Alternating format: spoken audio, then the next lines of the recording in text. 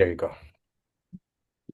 You're going to start in 3, 2, 1. I think that basically everyone already trades off their happiness for money, and I think it's called a job. We make a choice to do work which other people maybe wouldn't work, to sit in an office, to trade our time to some corporation in return for getting something which we know will benefit us in the long run. We can invest it into a house. We can put it into a car, which allows us to get a better job. We can put it into our children's education. I think that people are generally good at evaluating what they want in their life because they know the things which are going to make their lives better in the long run, because those are the things which are most immediate to them. But there are also lots of things which are important to these people beyond immediate hedonistic happiness, which are likely to bring them lots of happiness in the long term. I'm going to do 3 things in this speech. First, I'm going to explain why it's really good that people can get access to this money. Then I'm going to explain why it's especially important for people in difficult situations so that they can get access to this as a stream of income. And then finally, I'm going to explain why the happiness is also going to people for whom it is an especially important thing. I think the first thing to say on top of why it's good that you can sell it is that you're probably only going to sell it when you know what you're going to use the money on, because keeping your happiness is a really good thing for you. So you would only give up that good thing if you knew you were able to get another, probably better thing using the money that you're going to spend for it. So you're probably going to make a good choice when deciding to sell it. I think the first thing to say then is that short-term happiness is something which is impermanent. It's random. You don't know when you're going to experience short-term happiness, but importantly, it is something which is temporary. Happiness comes and goes. You don't eventually happiness will fade into boredom. It will fade into contentment. It's not something which lasts for an especially long time or has a really long impact on your life. In contrast, there are lots of things which it's really important for you to be able to buy, which do have a really important impact on your life. I think the first thing is, for younger people especially, there are lots of investments which you can make early on in your life, things like dental care, which means that your teeth don't decay later on in life, so that eventually you're still able to eat food when you're much older, so that you don't get like some kind of infection in your mouth, which could burden you for the rest of your life, so that you're able to put that money into paying off your student loans, so that things like interest don't accumulate it, so that you're able to pay off financial commitments, which are improve if you do them earlier on. So it's important that you're able to do them now. But second of all, for people who are in more financially compromised situations, there are also lots of things you can invest in the long term, right? Like you can invest into things like healthcare, which mean that you're able to keep on working in your job, so that you're able to keep on paying for education for your children and other important things in your life. You're able to invest in lots of things which give you long-term happiness into the future, if that's what you value, right? Like if you know right now you don't mind how happy you are, if you can go and get something which will like maybe you get a nicer TV or something that you know will get you lots of happiness, because you can reuse it lots and lots of the time. So there are tons of like durable things which you're able to buy which get you lots of happiness. And I think that the important thing here is people are really unlikely to do this in a way to just trade off hedonistic things, to buy hedonistic things instead, because it wouldn't make so much sense to get rid of immediate happiness if the thing you cared about most was immediate happiness, because then you would just keep the happiness and keep on feeling that happiness in the moment. So we think people are probably more likely to be long-sighted when they're spending their money from this trade-off. Why then is it especially important that people get access to this as a stream of income? I think the first thing is that unlike the thing which everyone has already a job, is that it doesn't compromise on time, which means that if you trade your happiness off now, maybe you don't need to do more overtime in the future, so you're able to spend more time with your family when it's important. You can go to like your child's dance recital, or you can go to their parent-teacher interview, and you can do lots of other things which you think are important in your life, so you can move around your time commitments. But it also means you're just able to take on another stream of income without putting more stress on yourself to do things like take on an extra job. So the comparative for a really poor person might be like you take on a second job at like a fast food restaurant, which means that you're working long hours, so you're exhausted and you're tired and you can't spend time with your children. Not just that, you're unhappy. So it's probably really important that you don't have to make that time trade-off. But second of all, is that just anyone can do it because everyone feels happiness. So there are probably many millions of people who are able to make that trade-off and benefit their lives. But thirdly, is that it probably isn't something which compromises your body, because many of the opportunities which people have access to, which allow you to make lots of money, especially when you don't have a lot of financial opportunities, are things which are especially harmful to your long-term health, because they're jobs which other people don't want to do because they know that they're harmful to them, but which people in positions of power know you will do because the short-term money is more important to you now than like getting lung cancer because you spent all of your time in a coal mine in the present. So that looks like like stuff like a particularly appealing job to like a fly in, fly out oil rig, where the risk of death is something like 30% because people just fall off in storms all the time and they get hit by flying wreckage and they get poisoning from all the gases which are floating up from that. I think that when you don't have to make those kinds of trade-offs and you're able to take control of your life, I think it's an incredibly liberating thing for a lot of people in a really awful position. But I think the last thing to say is that it's just probably a good thing that people are able to buy this happiness, because I think the kind of people who are really likely to buy this happiness are probably just older people, because there's been a massive demographic shift in a lot of countries where the population is aging and people are getting older, and as they age they accumulate lots of money which isn't really going anywhere because they don't have a lot of expenses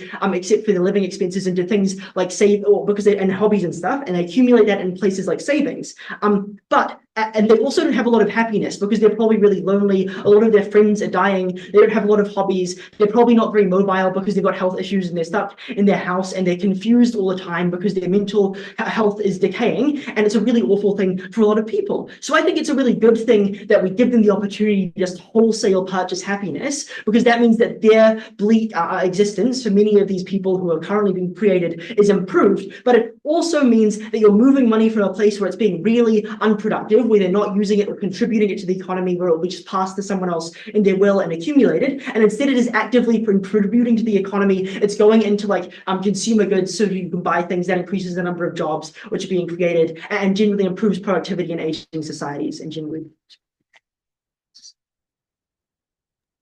All right, thank you very much to the first affirmative speaker. We call upon the first negative speaker here.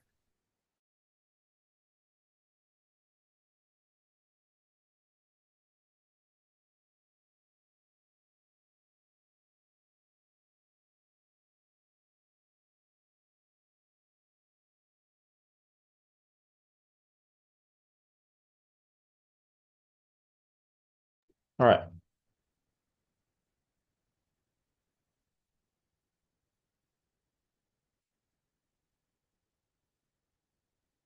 The first thing I'd like to point out about Affirmative Team's world is that allowing people to buy and sell their happiness as a commodity immediately artificially increases the money supply. I understand this is a bit of like an annoying like claim, but like I think it's true that if you just magically like pump hundreds of thousands of dollars into the economy that did not exist, that just leads to inflation, which just means that like because like if the net amount of goods and services in the world is like the same, or the productivity in the world is the same, or you just pump more money and like you give everyone like free money essentially, like a free money reserve, that just leads to inflation, which erodes presumably all the financial benefits that Affirmative wants to talk about. But two other claims in this speech. The first is that the search for happiness in and of itself is very valuable, and it is something to be regretted that we would allow people to so easily access happiness in the way that they suggest. That comes in two forms. The first is that people are less incentivized under their side of the house to explore to find out what makes them happy. Oftentimes, it is not necessarily clear what makes you happy. It often takes people years and years of exploring, experimenting, trying out new lifestyles, talking to other people to find out what really satisfies them, what they feel like is a meaningful life. And because that is oftentimes initially difficult, right? Oftentimes disorienting and confusing, I think that people will en masse opt into merely buying their happiness as a way out of circumventing that challenge under their side of the house. But that's really bad, because what you lose then is the exercise of human creativity, of curiosity, of willpower, of striving through that challenge and ultimately finding out later on in life that you really do love the opera, or you love sports, or what really brings you joy is a certain activity with your friends. And I think you're less likely to get that. And maybe that's not as easily quantifiable as money or as happiness, but I think this is just something that is fundamental to human experience that you would lose under their side. But secondly, we would contest that in the vast majority of instances, the ways that you make yourself happy involve also helping others and making other people happy as well. What does this look like? It looks like hanging out with your friends, which increases net happiness not just for you, but for everyone else. It looks like having a family and caring about and loving your children, which makes you really happy, but that's because your satisfaction occurs through someone else. That is to say that through the sheer act of making yourself satisfied and happy, oftentimes you are also helping other people. Obviously, opposition might say that you can make yourself happy at the expense of others, but I think that is far less likely to be the case. Firstly, because I think that most humans are just generally quite empathetic, but secondly, because there are social mechanisms that ensure that those kinds of people are oftentimes punish or that you don't get very much long-lasting satisfaction. On the flip side, the ways in which we encourage people and reward people, and on the flip side, we oftentimes encourage people and reward people who make themselves happy by helping other people as well. And so those are the kinds of activities that people are more likely to do in the search for happiness. I think that losing those two things is really, really damaging to everyone. But the second argument is that I think that the buying and selling of happiness rapidly reduces employment. The reason why is that if you can now just buy happiness, what you don't need to do now is purchase a good or a service. If you want to be more happy and you have excess money on the outside, you like go watch a movie or you like go to a restaurant or you buy a book or you buy something, right? Something material that many, many people have labored to create. And on the flip side of the coin, obviously, if you want to make money instead of selling your happiness, you go into employment, and obviously that's the comparative that they set up. Why is that system of someone buying goods and services that has been created by other people preferable to the mere buying and selling of happiness? That is for three reasons. The first is that I would contend that work develops you. It gives you skills. It gives you new ways of seeing the world. And this is really good because it provides you with mobility. It allows you to understand what line of work you would want to go into next, but also equips you with the tools and the connections to more, have a better choice of what you want to go into. And the reason why that's good, the comparative, however, is that if you only buy and sell happiness, in fact, selling your happiness makes you even less able to be mobile or even less able to achieve something later, because it is precisely those people who are in the greatest depths of despair, who don't feel energetic, who don't really feel like getting up in the morning, who feel stripped of their curiosity and their creativity, who those are precisely the people who find it the most difficult to get up and to try something new, to get up and to develop new skills. And that is incredibly bad, because once you've sold too much of your happiness, that is the point at which is something that is obvious, like immediately obvious to foresee, but you end up in a position where you're unable to develop yourself and get out of that position. Secondly, I think that employment gives you connections, especially in the modern world where people are increasingly isolated and lonely. It is an incredibly valuable and important thing to have a stable place of connection with others, where you're getting together in the office or in a workplace or in a construction site day in, day out, where you can make friends just by sheer proximity, or the fact that you're kind of dealing with each other on a day-to-day basis, which for many people is far easier and far more comfortable than actively going out and having to seek friends, which many people find difficult. But thirdly, I think there is something inherently satisfying about creating with using your hands, using your mind, creating something and seeing what you have produced in front of your very eyes, objectifying your personality. I think that is something that is uniquely excellent and necessary for a flourishing life that you discourage under their side of the house. The upshot of all of these observations is this: when people labor to create goods and services and other people purchase them, you're creating a net gain. You're creating happiness out of thin air, because you don't necessarily need to trade off happiness in the net zero way, the zero sum way that the other team suggests. Rather, two people are engaged in a mutually beneficial activity where one person is developing themselves, finding out new ways of seeing the world, and the other person is purchasing that good or their product, and that makes them happy. Under their side, you definitionally have to trade it off. It definitionally is zero sum, and so you are not creating a net gain. And I think that is something that is to be regretted. For those reasons, I'm very proud to negate. All right, thank you. I call upon the second affirmative speaker. Here.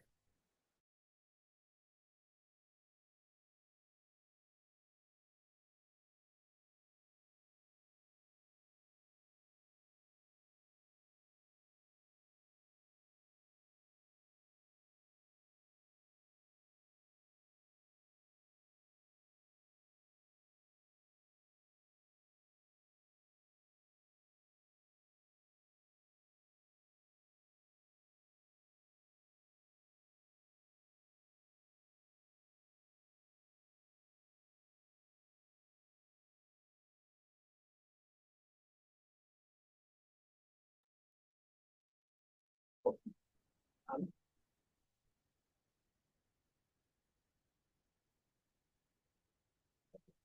Trading.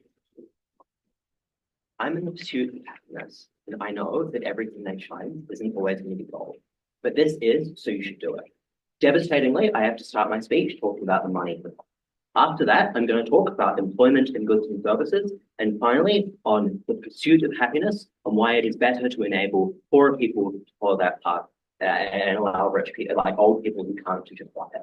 Firstly, on the money supply. Very quick response to this because it did not get very much development before the network started. Obviously, we're not pumping extra money into the system. We are just adding another commodity to the system. And in fact, that's a commodity that is demanded with money. So I think that it is not adding money to the money supply, which increases circulation. It is instead doing two things. Firstly, it is transferring wealth from relatively rich, stagnant pools of wealth, like old people that sit on assets, towards poor people who are more likely to spend and need to use the money their day-by-day thing. But secondly, it means that the price of goods and services now has to compete against happiness. So goods are likely to get cheaper because if they are really expensive and only deliver a small amount of happiness, people would just buy the happiness instead. So I don't think it's inflationary for reasons that are actually explained in it.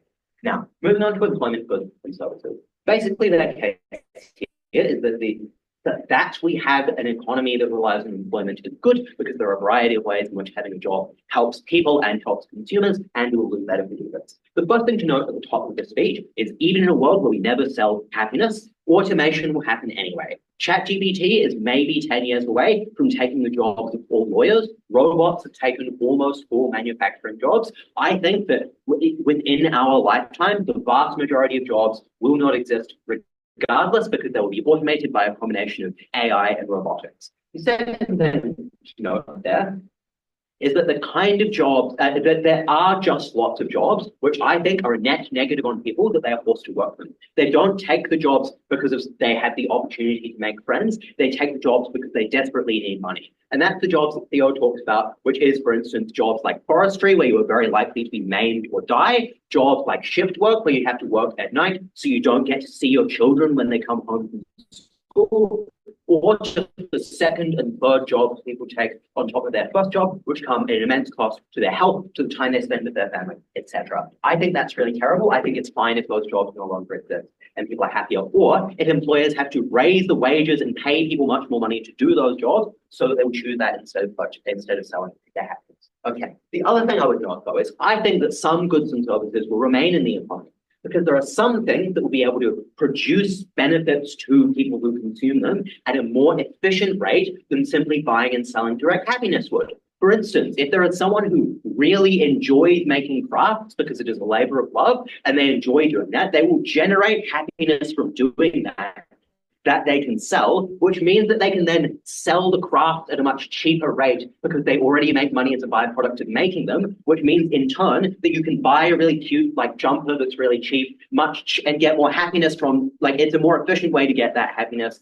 than just buying direct happiness on the open market. And basically the point here is that the kind of thing they want to talk about, where it's a win-win for everybody because the workers are really happy and the consumers are really happy and everyone's really happy, continue to exist in this economy because they are more efficient than the direct purchase of happiness, but also because people buy them for other reasons. For instance, the happiness you get every single time you wear the jumper accrues to be a much better investment than just buying a one-off shot of happiness. So I think a lot of goods and services things still exist, and it's probably the ones that don't get automated anyway. Those are the ones that are most likely to stay. So I think the economy is better and happier in a world where happiness is directly factored into the market. Now let's talk about how we change the behavior of people in the world. And basically what they tell us is that happiness-seeking behavior is good. For instance, you go out and help other people and that's good for the world, so it's bad to discourage it. But I think it's crazy to say that when creating a market for a product incentivizes people to produce that product more, right?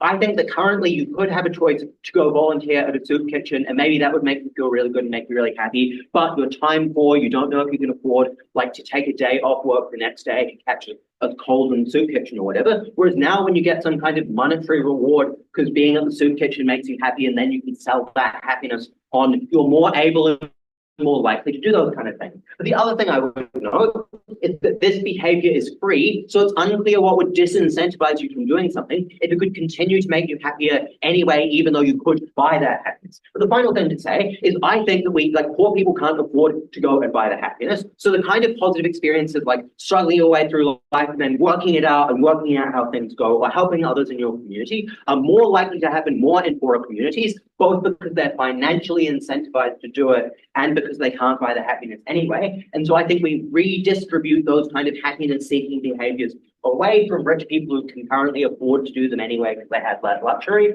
towards poorer communities and benefit them. Now, let's talk about our case. Theo explains to you that the money you make by, for instance, giving your child an education has an immense return on long-term happiness. I would note as well as that, it has an immense return on freedom from suffering, which might be distinct from happiness. I think we alleviate a huge amount of potential of guaranteed future suffering of people who can't get a car, which means they can't get a better job, which means they can't buy a house. They don't get dental care, so they can't eat nice food when they're older. But also, old people who sit around lonely in their homes and can't go out and touch grass are now able to access happiness when they would otherwise be lonely and sad. We just bring a redistribution of happiness from people who are currently the saddest, and everyone ends up happier. Because when you sell your happiness and invest it in dentistry, you are happier immediately as a result of doing that. But also in the long term, you are much, much happier and you suffer less. All right. Thank you, second affirmative. We call upon the second negative speaker here.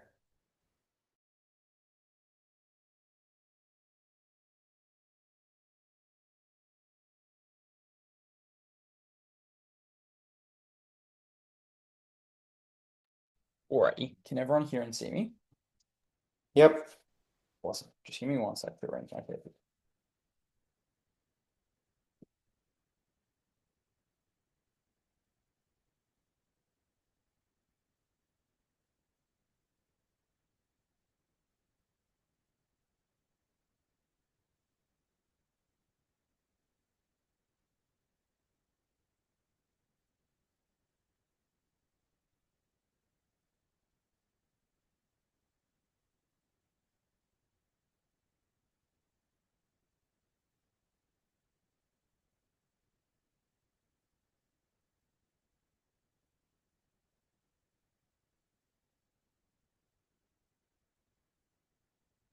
It is a great luxury that in the world we live in, capital does not yet have a way to make you literally sell your soul. This is a world in which, as Second Affirmative presents, millions of people will be laid out of a job by artificial intelligence. And so the only thing they will have to do is sell off every drab of happiness they have so they can put food on the table. And for those people, they live lives of misery. Because instead of being able to do anything, they're subsistent to classes of enormous wealth who get to accumulate more and more happiness. And yet they are unable to ever bring themselves out of that mire because they are left constantly in a world that is blue, in a world that doesn't mean anything, because they're constantly sad, because they're constantly depressed, because every last minute of their life is spent siphoning the few dregs of happiness they can get from their religion, from their children, and giving it to people who couldn't give less about them because they are perfectly content. I'm going to go through three things. Firstly, on the externalities of happiness and why it is the case that the world gets far worse. Secondly, in terms of happiness itself and why it is devalued. And thirdly, in terms of the effect on the economy and why this is enormously disadvantageous to the poorest around the world. Firstly, on why this removes the externalities of happiness. And here I'll note that Affirmative is right in the first few minutes of their case.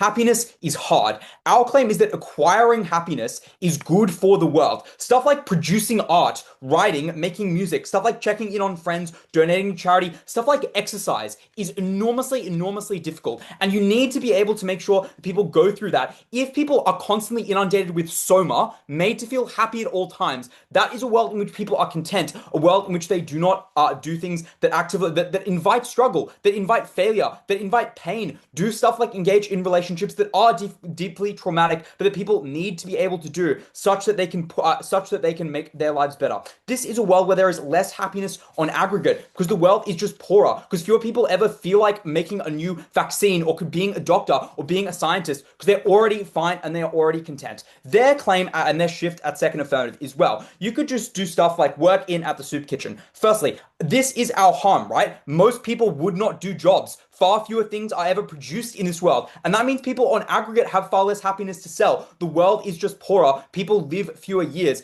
because people just live lives that generate far less for people. But secondly, I would note that in a lot of cases, these things don't give you a meaningful amount of happiness, right? Like things like charity are hard and difficult and strenuous. Being a frontline worker is enormously difficult. Imagine when you're put into a fucking happiness deficit and made less happy by the fact you have to work a 10-hour shift as a nurse, the fact you have to volunteer at a trauma clinic or at a suicide hotline. You now get far poorer as a result of doing any of those things rather than richer. These things are disincentivized rather than stimulated. So the world in general is far worse off. You give far fewer people externalities that benefit them. The second question I'll ask is of happiness in general, and the point we make is very simple. So it's insane to me that they don't understand it, and that is happiness is devalued when it is financially quantified. Which is, even if it is the case that people are happy on both sides or unhappy on both sides, the virtue of quantifying happiness is a harm in and of itself. You can, for example, now see exactly how much your child makes you happy, and they can see that too. They can see exactly how much a relationship matters to a set person and watch the steady decline in the stock over time. That is something that not only is degrading for people, but it reduces the aggregate happiness in the world in the same way that seeing your social media scores is immensely bad for people psychologically, because it forces you into a state of comparison. You compare your lives with others, and you can see financially the way in which you are made worse because of that. That is far worse for everyone. That means that happiness in and of itself is not nearly as worthwhile. That is an enormous harm they never countenance in the debate, enormously winning from those two things alone. But lastly, let's talk about the economy. Before I engage into the way in which this would be enormously harmful in terms of wealth redistribution, I'll deal first with their claim on that this is a useful stream of income. Three responses. Firstly, you can't enjoy the stream of income because you're unhappy, right? Like if you sell off all of the happiness you're going to use next year such that you have more money, you can't enjoy the thing that more money grants you, which is harm. Secondly, this artificially increases the money supply for everyone. They misunderstand this argument. They're like, well, it's not inflationary because you're just giving everyone an asset.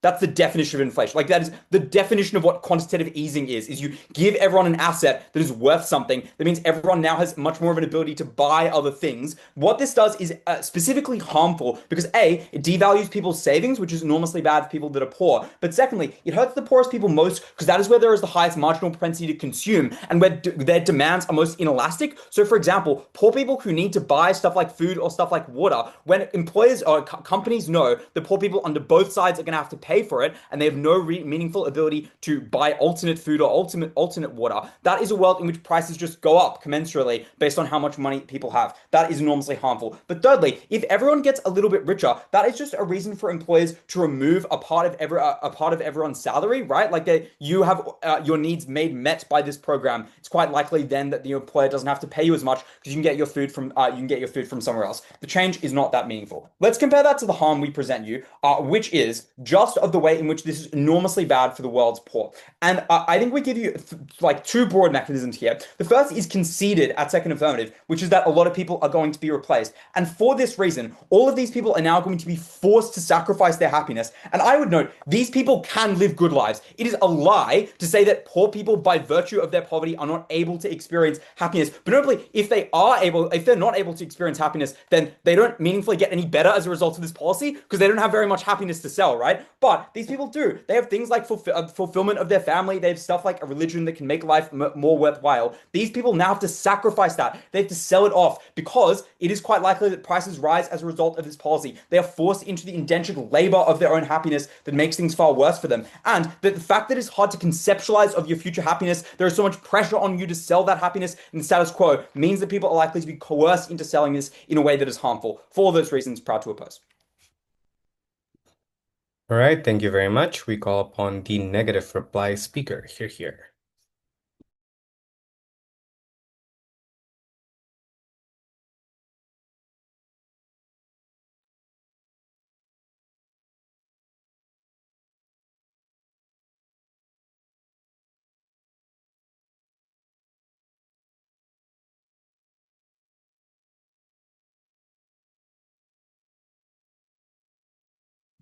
We explained that an economy that is centered around the immiseration of the masses and the siphoning off of their happiness, of what makes their lives worthwhile and meaningful, to the well-off, creates a world that is less rich and that is less fulfilling and less human. Affirmative teams say, well, the comparative is that lots of people have to work and jobs suck. I would make a few observations about this general strategy. The first is that I don't think, obviously, lots of jobs are difficult and they are perhaps not uncomfortable, and for many people, they are suboptimal. But the empirical observation I would make is that most people still find value in their work, that over time they find satisfaction in their work, that even if they are doing something that is relatively menial or relatively repetitive, they can still find things or elements or people within their workplace that bring them lots of joy.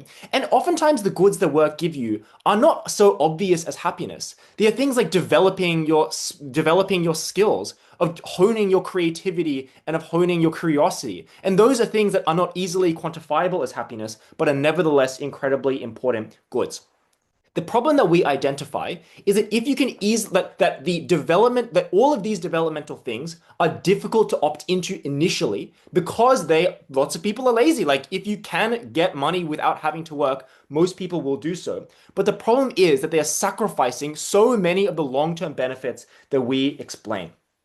The second thing I would observe is that if it is the case that so many people are genuinely as crushingly desperate as affirmative teams suggest, that on AF, in order to make any kind of decent living, they would need to sell so much of their happiness that not only one, would their life be disastrous, but secondly, as I already explained, that they would reach a level of happiness such that would prevent them from developing, from getting out of that hole ever of progressing in life. Because it is not true that selling off your happiness is necessarily a short-term thing, a trade-off that you can just make 1 week and get out of it the next week.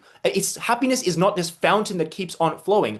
Oftentimes, it is the people that find themselves in the depths of despair when they realize that their life has gone wrong, that they just physically or mentally cannot get up and actually get out of that hole. And we think that it is horrible that more and more people will have to find themselves in that position on their side. I want to deal with some of the mitigation that they say. The first thing that they say is automation will happen anyway. I would like to note that this is completely asserted, so I don't necessarily need to rebut it. I can just say other counter assertions, right? Like there are convergent incentives from voters to regulate it because no one wants to lose their job. That this technology probably creates new careers, like literally every single other technological advancement throughout history, like the printing press or like industrial factories or whatnot. So they would require far more of evidence to suggest to you that automation happens anyway. But as Archie explains, even if automation happens anyway, what this then leads to is a world in which politicians and other people in society have no incentive to create new jobs or to create retraining programs or to create new ways of poor people to access funds, because now they have this happiness commodity which they will sell en masse to richer people, and that is something that is to be regretted. That's why I'm proud to negate. All right, thank you. To close the debate, we call upon the affirmative reply speaker here.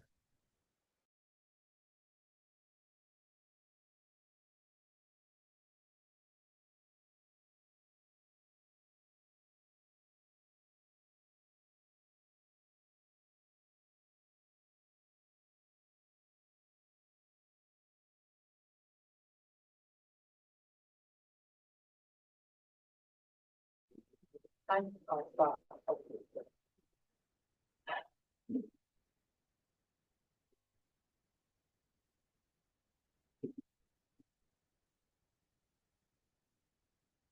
going to start with 3, 2. Maybe a few wealthy people who would spend lots of their money to buy happiness in their world, stop doing other things to make themselves happy. If that's the extent of their case, I'm fine with it. Because the thing that we guarantee on our side is that we get a whole lot of dignity, we give a whole lot of choice to people who have no other choices. So I think the first reason why is it that we should care a whole lot more about giving people who are disadvantaged right now the opportunity to sell their happiness so they can improve themselves in the long term. Because we explain right now the trade-off they're forced to make is they have to give up things they care about doing right now, which would make them immediately happy if they were able to do it. Like going to your child's parent-teacher interview does make you happy because you're able to be there for your child. but we also you're not con- but they also seem to think that you're constantly selling your happiness. But we explain you only sell your happiness insofar as you need to sell your happiness to get yourself other things which will make you happier in the long term, or which will bring you happiness eventually. Because it wouldn't make sense if you just sold off your happiness all the time to not get anything in return.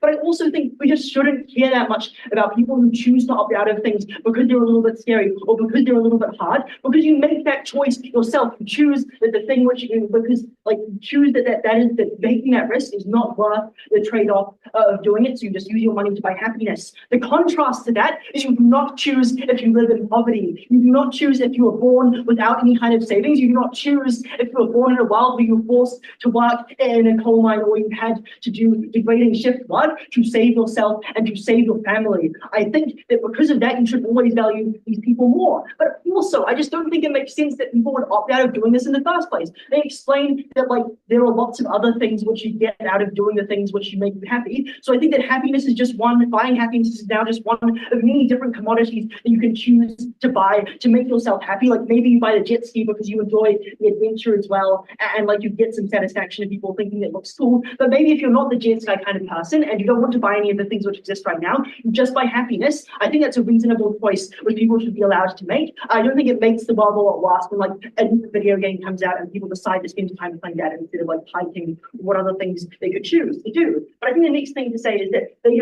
also introduce new material where they say that like you'll get a breakdown of all the happiness. I don't think it's fair that people know how much your happiness is worth, so people probably aren't going to feel sad in that way. But also, I don't think their inflation makes much sense because first of all, when we just explain that adding new money to the economy is stimulatory in our first speech, right? So maybe you're bringing more money in, and then you're taking it out of the savings of old people or savings of rich people who aren't doing anything right now. But in response to that, the size of the economy expands, right? So you've got more people producing goods to meet the to be able so that people can spend their money on those goods. So you get more companies popping up, which means it's not inflationary because in response to all of the things which are being to all of the money which is entering into the economy, there are also lots of goods and services being created. But also it's just a good in of itself. Introducing any good into the market isn't necessarily stimulatory because people are inflationary, because people are spending money they wouldn't. It's generally just good because it gives people money and jobs. And in this case, I think it's important because it's accessible and gives people dignity. I don't think they really doubt with that. Thank you very much. And that's the end of the debate. So we wish everyone all the best, and we will announce the results as soon as we're done. So thank you everyone for the debate. Thank you.